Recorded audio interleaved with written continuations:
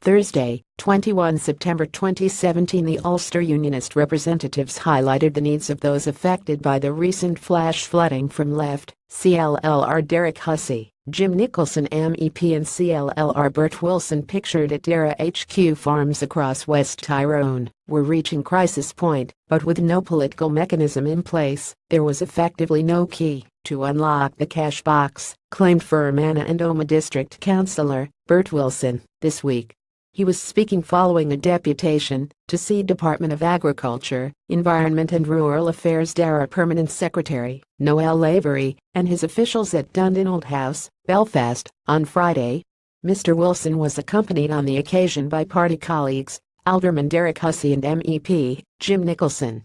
They were there to impress upon them the difficulties that continued to hound farmers throughout West Tyrone following the freak weather over the past number of weeks.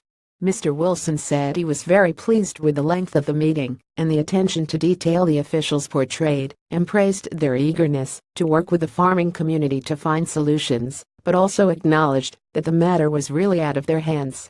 They said they were keen to work to find a solution and release badly needed cash to help farmers, but their hands were tied as there was no political sign-off to dispense the cash.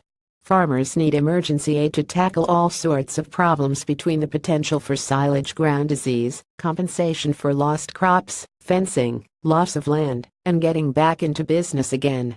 He added the only good news came on Monday, when the Permanent Secretary revealed that the Permanent Secretary had indicated that he was going to try to restore the single farm payment to those who are eligible, and it was highly likely the rate would be 70%. This, he added, should take place by October 15. Damaged Alderman Hussey explained to officials how damaged infrastructure was causing problems for everyone living and working in the area. The DURG representative called for effective coordination between all relevant departments and agencies to both ensure that roads and bridges were quickly repaired and to provide help to the homes, businesses, and sports facilities hit by the flooding. Mr. Nicholson, who led the delegation, said while the primary focus of the meeting was the flooding, a range of other issues, including Brexit, the second tranche of the FBIS and bovine TB were also on the agenda. I recently met with some of the households and farm businesses hit by last month's flash flooding in the Glenolly Valley. The scale of destruction was staggering. Given the nature of the damage, I felt it was essential that those affected receive assistance as soon as possible from departments and agencies. The meeting was a very useful opportunity to directly brief Mr. Lavery and his team on the needs of those affected by the flood water and to receive an update on the department's efforts to help farmers. As a result of the meeting, I believe that DARA officials now have a better understanding of the needs of those households and businesses affected.